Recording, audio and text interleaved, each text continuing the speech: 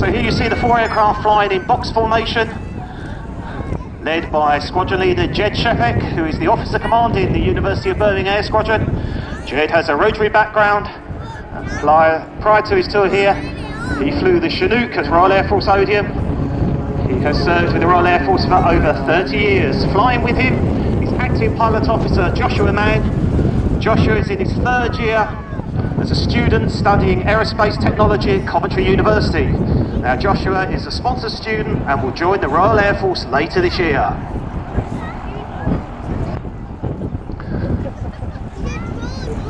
In the number 2 aircraft is Flight Lieutenant Jonathan Flewers. Jonathan is a volunteer reserve pilot and part-time flying instructor on the Air Squadron. Previously served with the Royal New Zealand Air Force as a flying instructor, and also has a large number of hours on the Chinook helicopter. Flying with Jonathan is Officer Cadet Matthew Antonio. Matthew is a 1st year student studying geography at the University of Birmingham. Piloting number 3 is Flight Lieutenant Jason Davenhill. He also has a helicopter background, having served for many years at Shawbury. And Jason is also a performance coach. Flying with Jason is Officer Cadet Sim Williams. Sim is a 2nd year student studying chemical engineering at Aston University. Number 4, flown by Flight Lieutenant Jonathan Price. Jonathan is also the commanding officer of number 8 Area Experience, Birmingham University Air Squadron.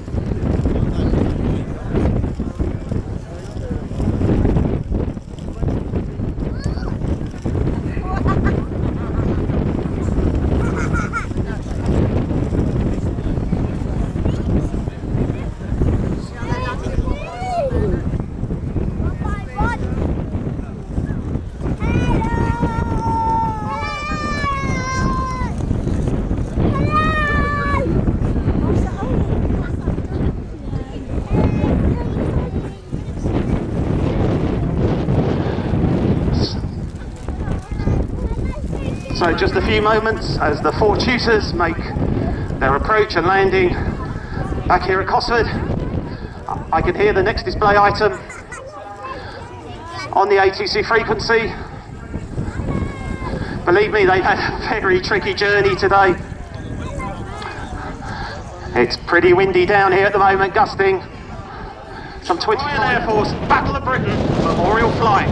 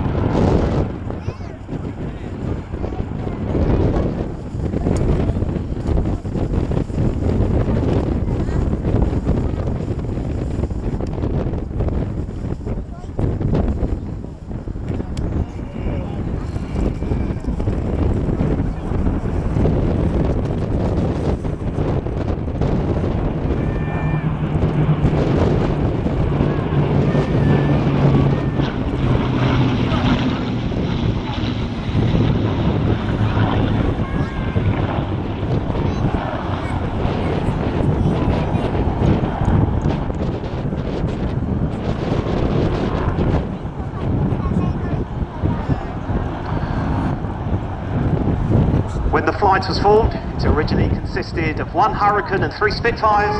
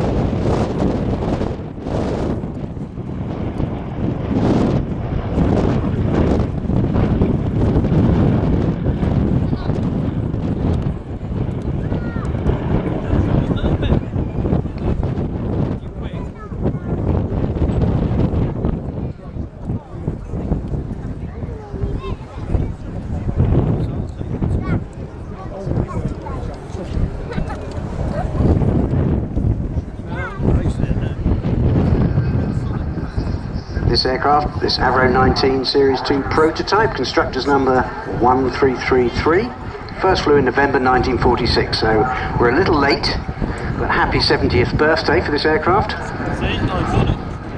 Oh, that's it.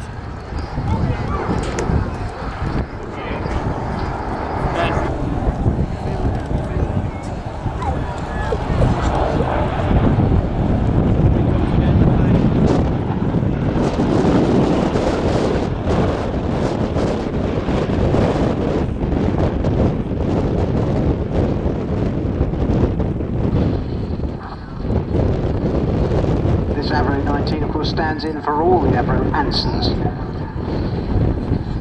Yes, we do know there's a difference. No need to say they did letters.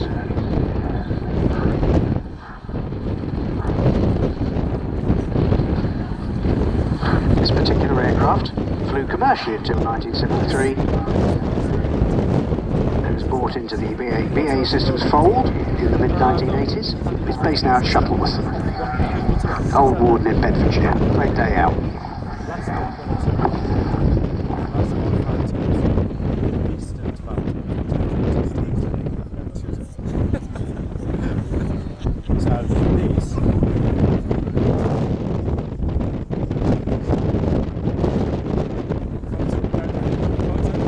Peter bringing in for a stately pass.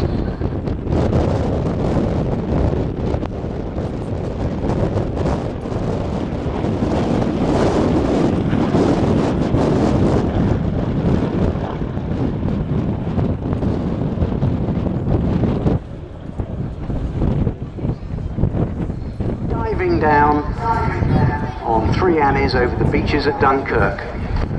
What did the Annies do? Shot down 2 ME-109s and damaged a 3rd. It's pretty surprising because the Anson turret was rotated by the gunner pedalling with his feet.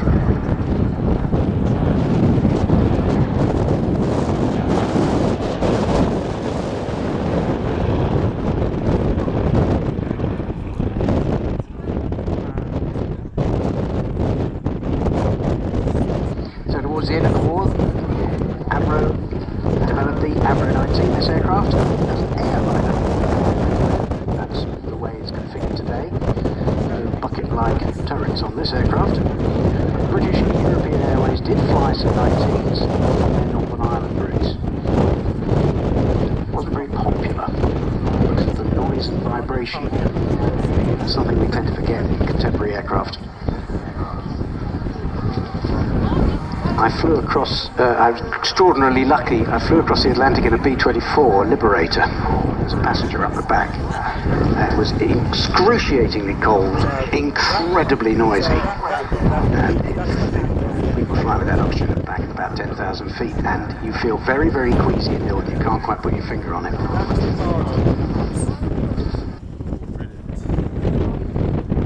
That's the house.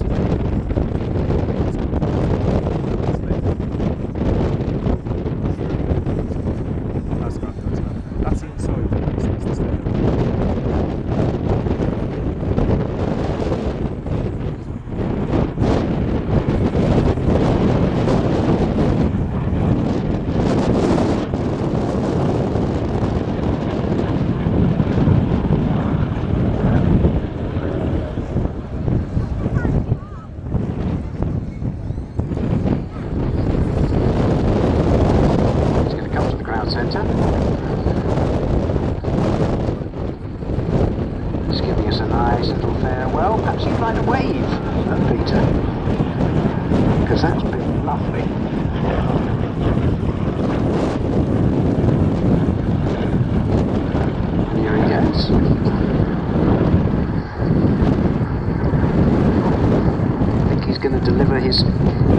Climbing 360 as promised.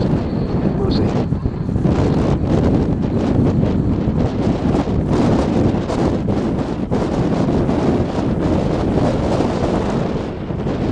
I feel, Peter, you've flown me with a gin and tonic in my hand over to Natuke.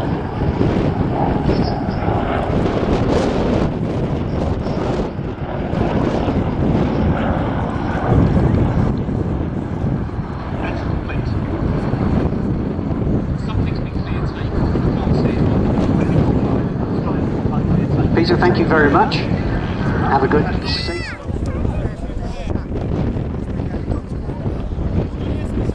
Also, Julian Dowling wants to thank his friend and neighbour Richard very much for buying him a ticket to this year's air show. Richard did this as a thank you after having a difficult time recently, and Julian says Richard always puts everybody else first and wants to make this year's event extra special for him. So Julian, Richard, guys, enjoy the show today. I'm sure you are already, and it's going to get much more fun. We often say, don't we, that we refer to Shawbury. If you're local to the area, you know where Shawbury is. It's about, I'd say, 20-25 miles towards our rear, and that's where Mike Ling's come from in the Squirrel, because that's where the Reds are based. Don't worry. Mike will be getting out of there, he'll be coming to see us. That would be great. Puma just lining up to land there. And we are waiting now on the Strike Masters. Now, I love a bit of a crash bang wallop, and I'm sure you do. However, I should warn you, especially if you've got youngsters who haven't seen explosions, ground explosions before. If you've got anybody who might be a bit startled by a bit of a bang, warn them, because we're going to have some explosions as part of this display.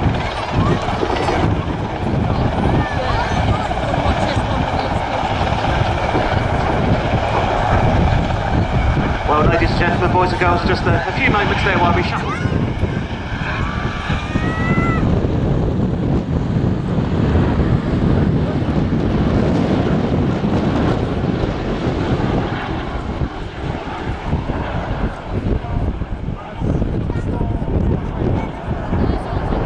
Strike Master, of course, is the military version of the Jet Provost. So the two aircraft flying to get delivered to the Sultan of Oman's Air Force. I bought a car like that once. Diving in on the attack.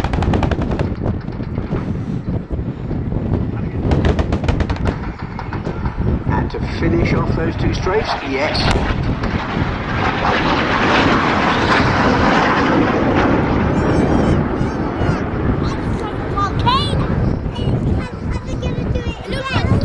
Blasted the opposition on. Banking to see what's going on. Lovely topside pass. Leveling out.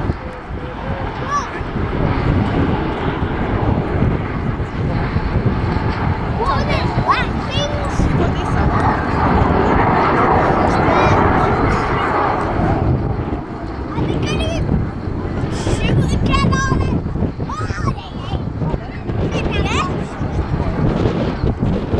G-Prof.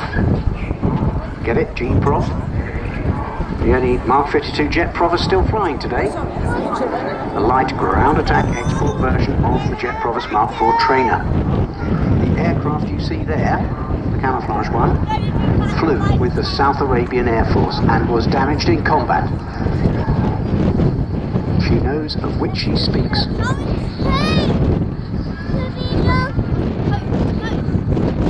Coming round to approach us now.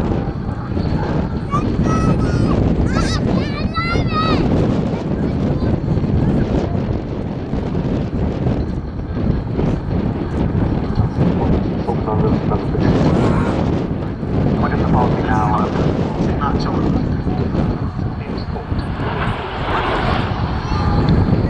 Ready? Here we go. And the split.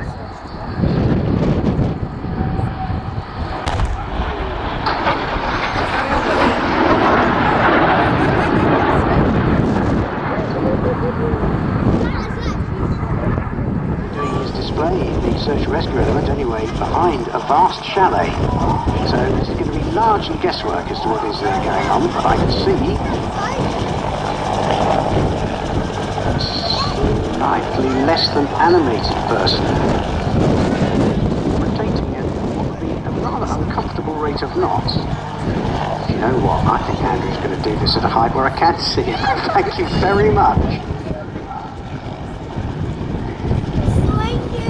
Yeah, so slightly less than animated flight. All those early pioneers in any part of aviation, of course, but you think about the pioneers who put together all the early techniques and the equipment, flying this in those tricky early operations. And think about the aircraft that replaced this, the Wessex and ultimately the Sea King. And now we've moved into the new generation of rescue helicopters. And the techniques are essentially the same. Go there, find the casualty, the winch, and they get go. Let's get it back. A very, very reassuring sight. Colours there of 22 and 202 search and rescue squadrons. Nice bold yellow, that. I have a feeling you're coming into land there. But you might be doing your crew pass. So excited, I'm taking my fingers off the notes and I can't work out where I am.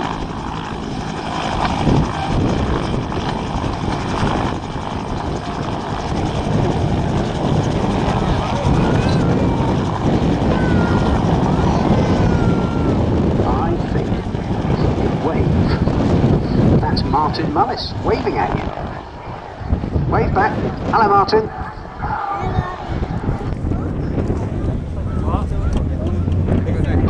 Okay, all eyes are on the field. Rich Goodwin.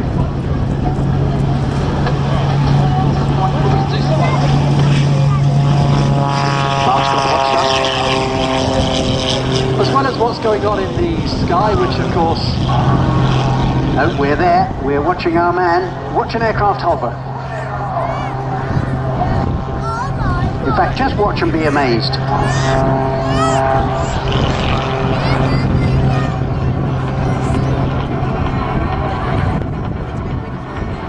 Aircraft hovering. Look.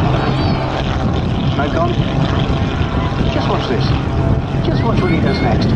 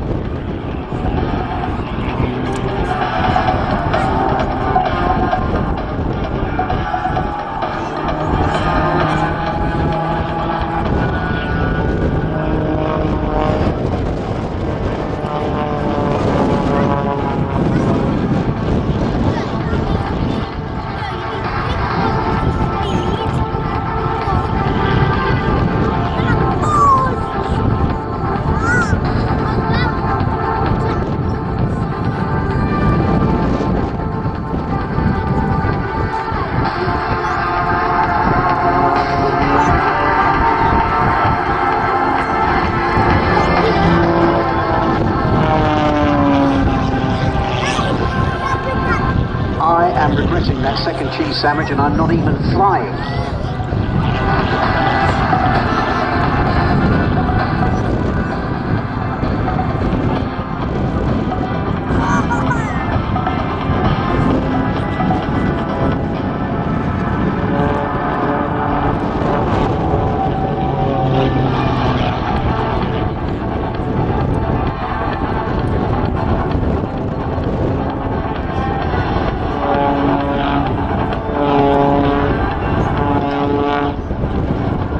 Is the extraordinary Rich Goodwin.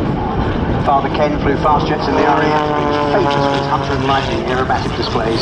So son Rich joined the RAF and flew the Tornado GR1, including 21 missions during Operation Desert Storm in the first Gulf War. And up he goes again. I quote from Rich's website, in 1993 I left the RAF to fly Boeings for a living, which I still do today. You never know, I may have been the captain on one of your flights.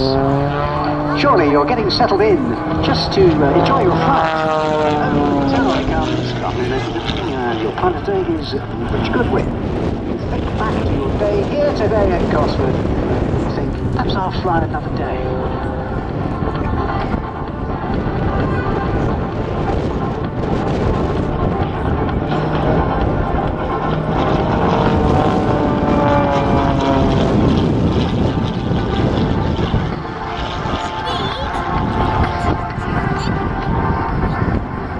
He flies the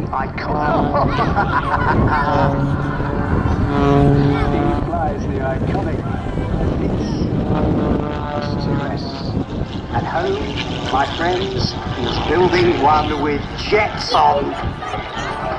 And that fills me with an indefinable emotion which I think is panic.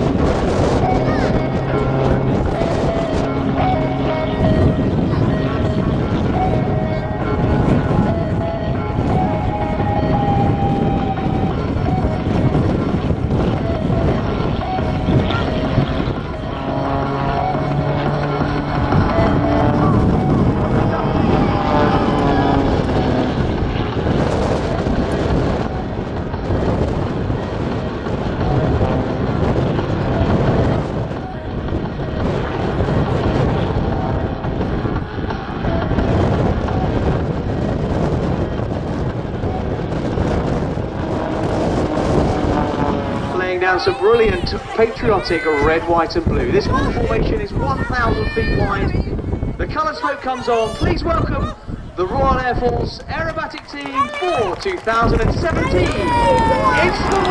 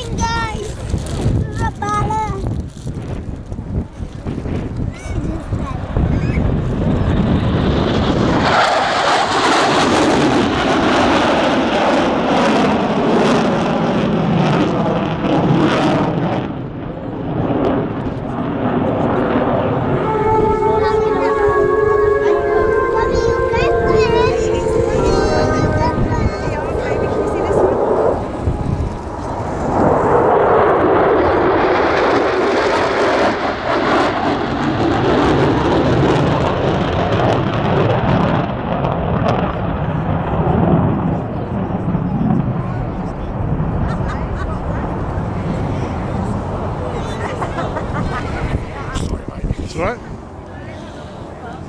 Better than nothing.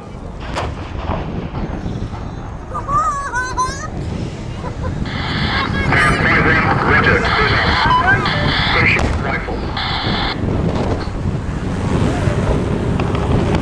Commanding speed and height. The pilot can once again minimise the threat of ground fire, this time with a rapid climb in front, making tracking and predicting the aircraft quite difficult for an enemy attempting to engage. The button sees the aircraft reach from 90 degrees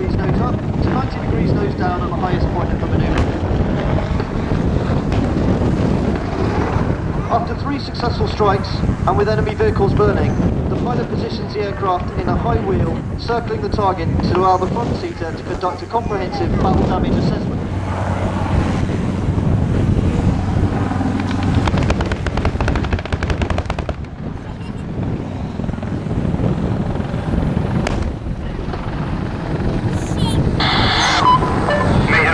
This is gunship engaged with missiles, rockets and gun, all targets destroyed. Mayhem 5-1, copies, all targets destroyed. Enemy fire has ceased with no friendly casualties. Many thanks, end of mission. War pylons houses 19 70mm folding fin rockets, while the missile rounds can hold up to 4 radar or laser guided Hellfire missiles. These pylons will automatically articulate through 90 degrees to keep the weapons in firing constraints for as long as possible. Both the rockets and the missiles can engage targets out to 8 kilometres, while the powerful M230 30mm cannon mounted underneath the fuselage can fire high explosive rounds to beyond 4 kilometres with a cyclic rate of 625 rounds per minute. As you watch gunship perform sideways laterals, you can see the Apache's impressive model performance and a representative operational weight. Above the main rotor disc, you'll notice the distinctive shape of the aircraft's fire control radar. The radar is able to scan to 8 kilometres, detecting over 1,000 targets, prioritising them and offering the pilot 16 simultaneous firing solutions through the aircraft's rapid process.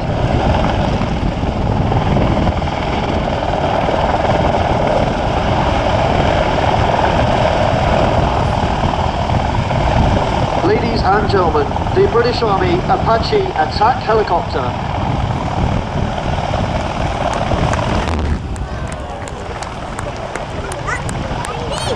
So that concludes today's demonstration of the Army Air Corps Apache helicopter. So on behalf of the whole team, Major Traherne, Staff Sergeant Balker and Gunship will now perform the customary bow. Recording, as I said, the B-17 was the iconic American bomber of the Second World War, and she flies as the memorial to all the men who lost their lives in the tremendously dangerous daylight bombing raids deep into Goodwin. We are all going to take part in the final fly past of Sally B. And this is how. Off goes the Bronco. First, take a listen to this amazing archive recording from a B-17 crewman, John Lieber. His aircraft had been badly damaged on a raid to Germany on April the 11th, 1944. Sally B, the only flying B-17 in Europe. Here she comes.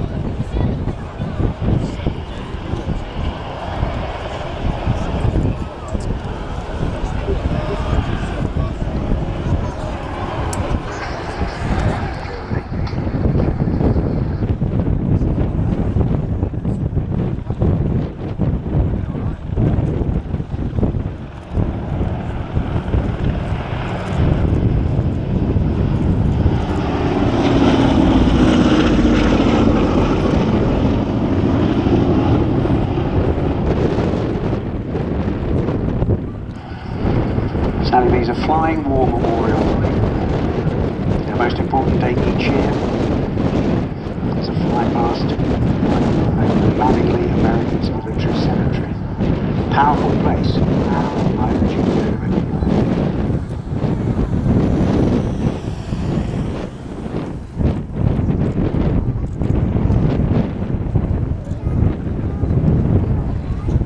What a beautiful afternoon this has turned into. What a beautiful lady to be doing this display. Topside pass.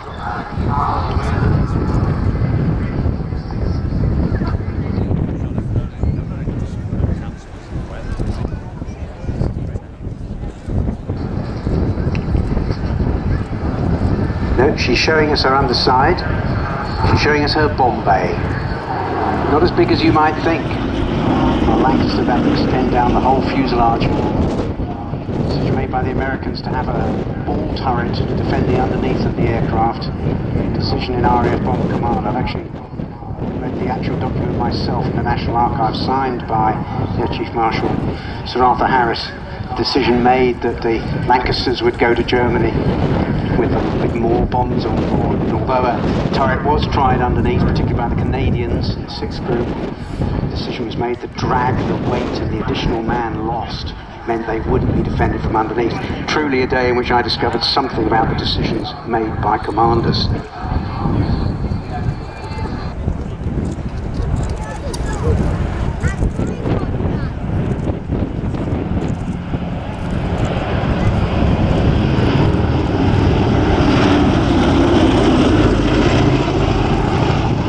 Sally B's a film star, of course, against all odds, for 42 years. More on how you can join her in her efforts and how indeed you can fly on this aircraft at the end. This particular airframe was built in Burbank, California, and delivered to the United States Army Air Force in June 1945. It was then flown by the French equivalent of the Ordnance Survey. Bought by Ted White to serve as a memorial to the 8th Air Force of the United States Army Air Force, named Sally B by Ted for his partner Ellie Sallingboe. A single yellow and black nose cowl honours Ted. Her career on the small screen started with We'll Meet Again, but of course we know her probably from Memphis Belle, in which she was the star. You can see that cowling quite clearly as she passes, that yellow and black cowling on the inner engine. And you can also on this pass clearly see Memphis Belle painted on the starboard side of the nose. Hardly believe Memphis Belle is a 1990 movie. Seems like last week. Another film I'd recommend that's about B-17s is it's old school and it is black and white, but I'd urge you to watch 12 O'Clock High. It was made just after the war. It's an amazing tangible authenticity. Features original actual air combat footage, a special stunt crash at the beginning. It's possibly the most evocative opening sequence of any film I've ever seen, let alone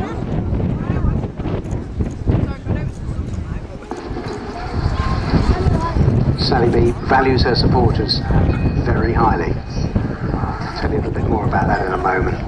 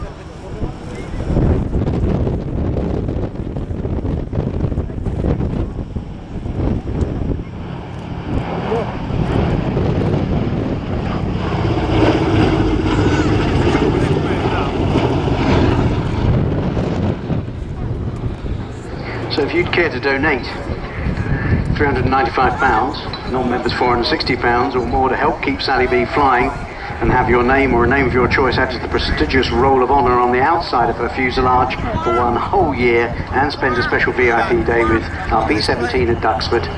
My goodness, here's the B-52 coming through. Hello B-52.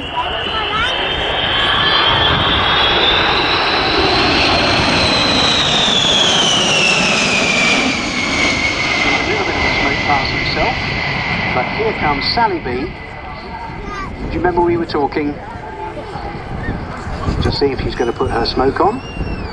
There goes the smoke. Point the way for Sally B to go home, just like the civilians did in occupied Europe. When they saw the damaged bombers probably at about that height, you too can point the way for Sally B to go home.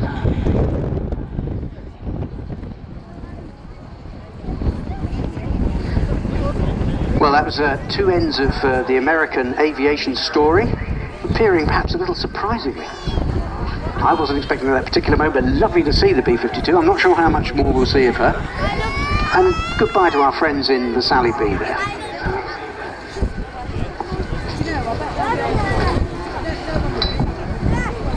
Did you point way home for Sally B? I did. So, were you to donate 460 quid if you're a non-member, or 395 if you are,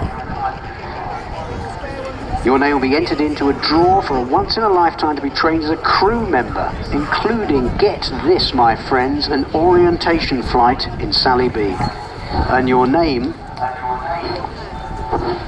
will be entered into a draw for a taxi ride as well. Roll of honour, you're a guest, be there, 13th of August 2017. You know the score, get on their website. Sally B, thank you very much.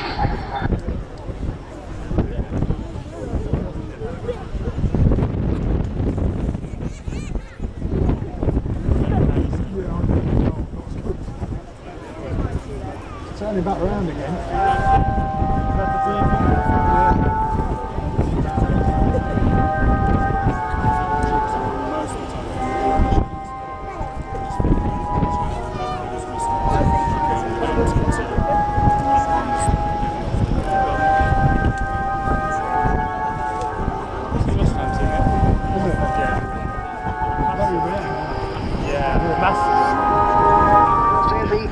Royal Air Force, April 1st, their birthday. Of course, it had been the Royal Flying Corps up to that point, part of the Army. So once again, where the RAF goes, the rest of the world follows. The B-52, of course, is an American guest of ours. Very much the theme for Fairfield of this, I do beg your pardon, Fairfield of this year. They are doing something about it, that's what popped into my head. International cooperation is our theme here at Cosford. And here she comes.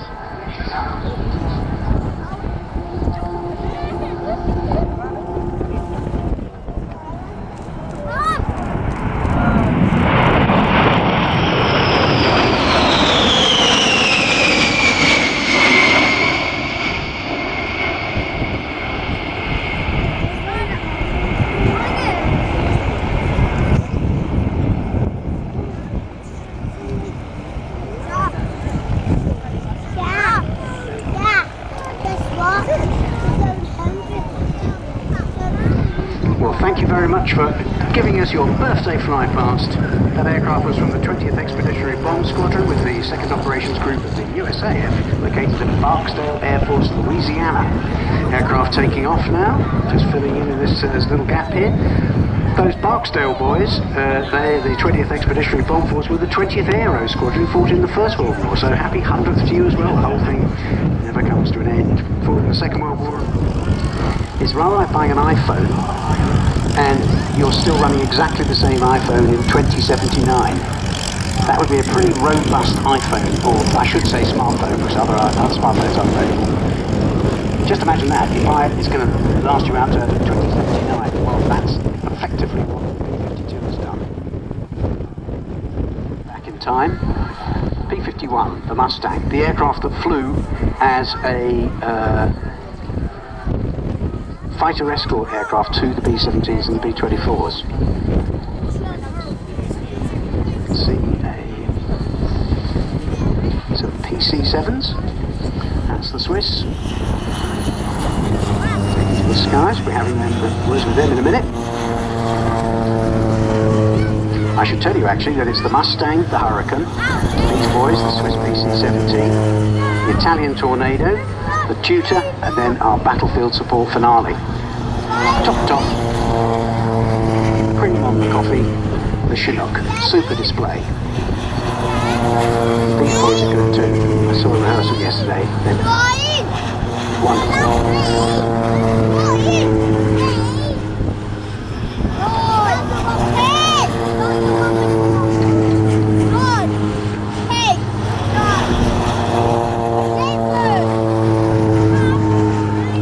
Just very quickly,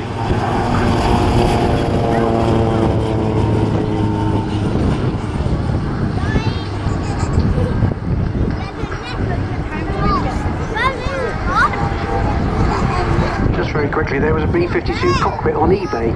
So a good display is all about keeping the aircraft in the sight line, in the sound line, and portraying it as gracefully as you possibly can. That's what I want to portray. So when we land back, people have really had an emotional experience, and it's not unusual to land and for people to have tears in their eyes.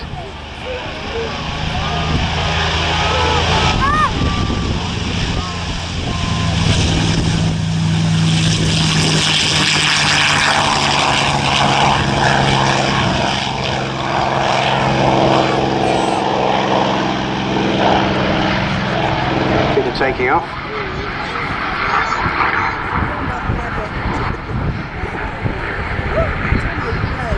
Just over 90. And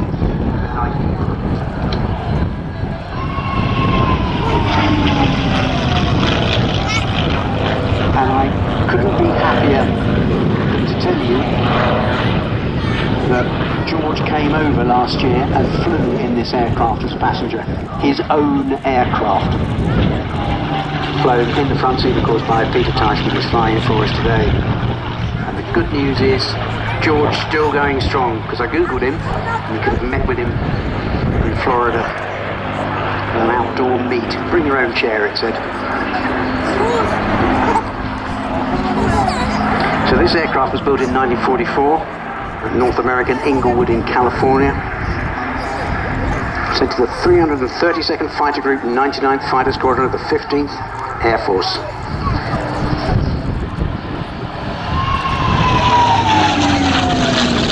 Plans the first all-Afro-American group, known as the Tuskegee Airmen, and of course the Red Tails. She served out the last few months of the war on escort and ground attack sweeps over Germany, Austria and Czechoslovakia, and still carries the battle scars to this day, with bullet repairs just behind the cockpit and on the fin. She's never had a major rebuild and is almost totally original, as built in 1944. This is a rare and special Mustang.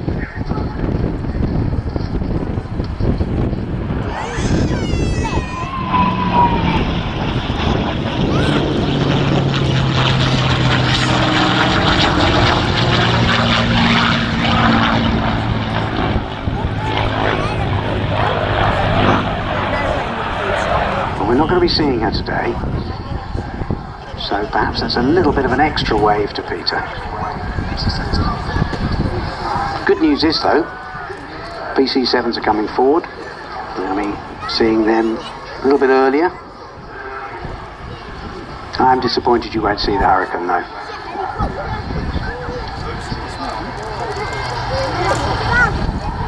So Peter lands. Weather's looking like it might hold, because of course the weather's coming from the bright bit. It's all a bit horrible and claggy above us now, but the good news is the weather's coming from the bright side of the sky.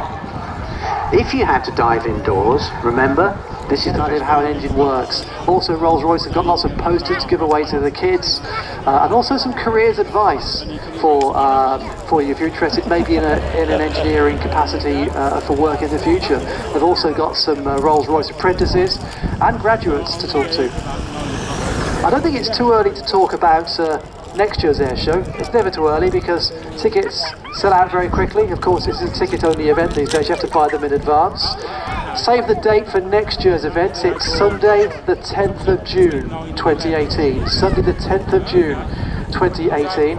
It's going to be a big year next year for the RAF because the Royal Air Force celebrates 100 years. Its centenary next year.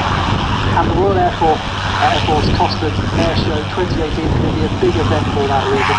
The Air Force was formed on the 1st of April 1918, so it's centenary next year. So well worth getting tickets when they start selling those on the website, on the Air Show website. Make a date, Sunday the 10th of June 2018, for what will be a fantastic and very memorable air show for the centenary of the RAF. That's next year. Also inside in the middle.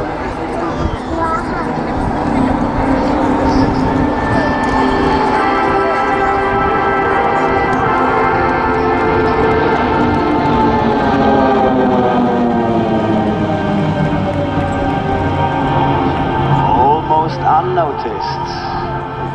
Again, our brand, the Flying Diamond, and ladies and gentlemen, we're gonna step up the pace a little bit of our program. Please check the last aircraft as they're in a wide right-hand turn, preparing to show again in front of you in our brand, the Flying Diamond. The last aircraft will perform a split vertically up.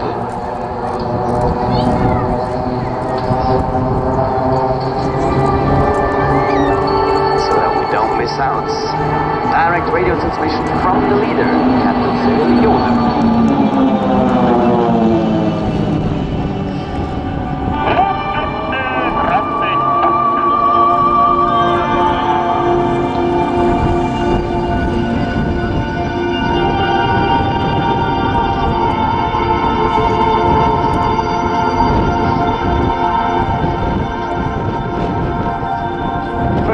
Soloist has split from the team. Ladies and gentlemen, may I introduce you Captain Marius Krüsi, performing a standing 8, and as he is a bit more flexible on his own, we also call him the clown in the break, because he can do a little bit more.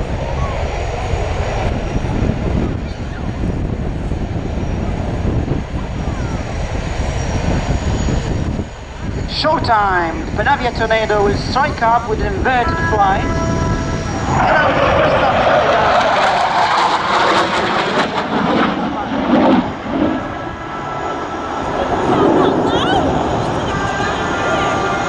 And our pilot turns left to perform a half Cubanate.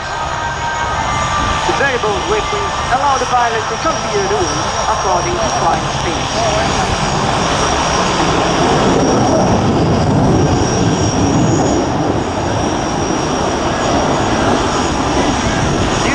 High speed, standing it down rapidly and intention, within the simple maneuvers. And now it gets back for the slide.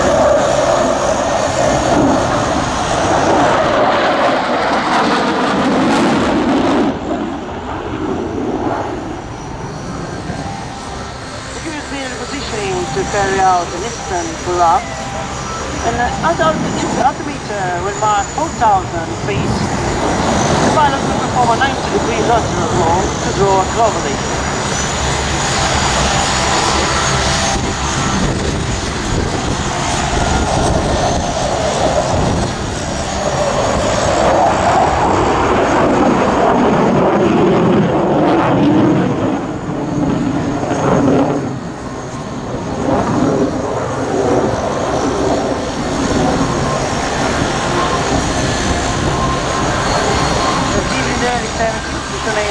Lots of flight lines are now reaching new generation combat aircraft.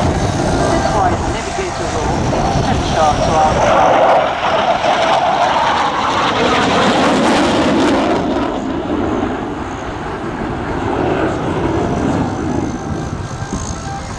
It's a supersonic aircraft which it can fly as fast as 1.3 Mach, which is around 2,400 kilometers per hour.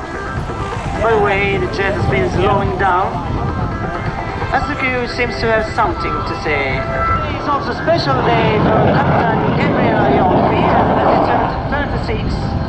We wish you happy birthday, Captain, all around to you tonight.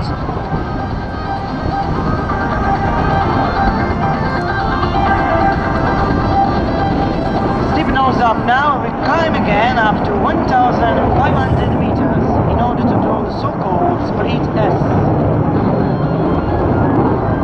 Over to the sand, the crew is setting up the Tornado for a simulated touch-and-go landing. Well, if you were on board now, you would hear the navigator call 25 maneuver gear down. That means headlights on, full extended wings, landing gear out, pretending to be touching the runway in the touch-and-roll figure. Here it comes.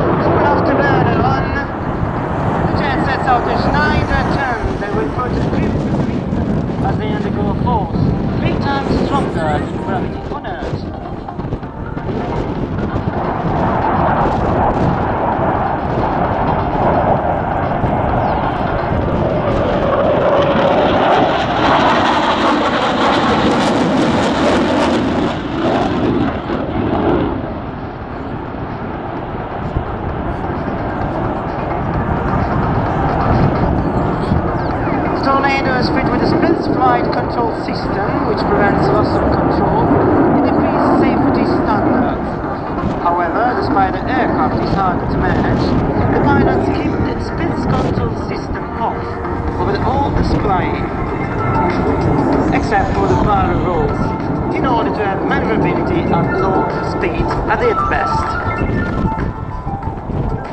And now a triple aileron will follow. First,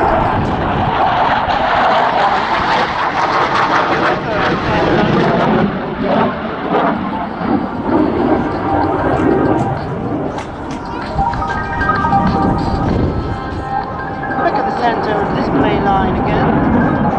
Here comes a roll under the turn, in which we can appreciate the high roll rate of the tornado, while it switches the flight path in just a narrow patch of sky.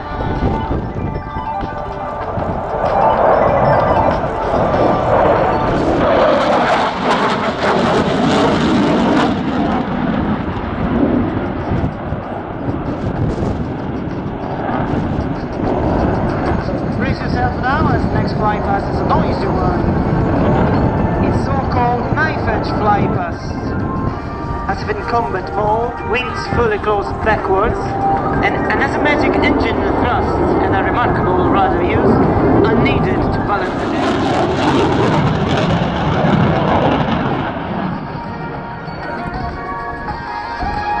With the Derry turn, developed by John Derry, the first British pilot who flew exceeding the speed of sound, the aircraft gets ready for the second max thrust flypast.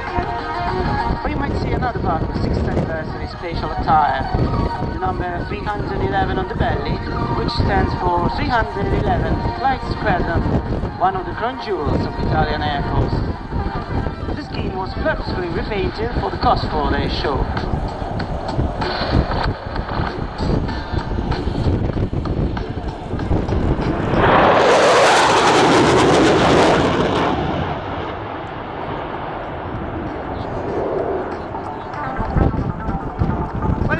Call it a day now. It's the last chance to wave goodbye to this aircraft which changed the European defense history.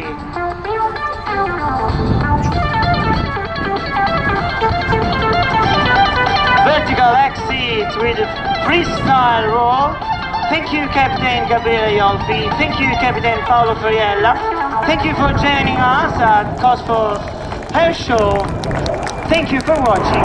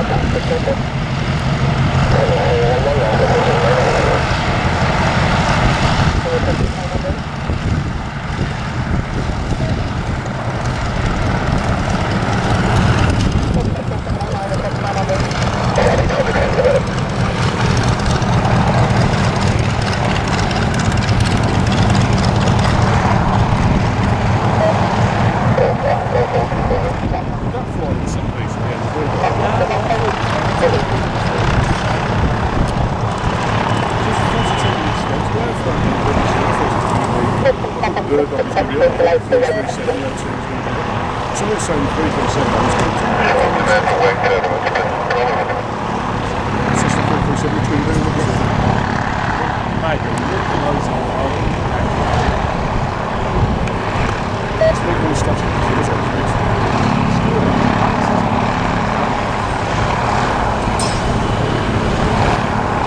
789, contact Shrewsbury now to like 200.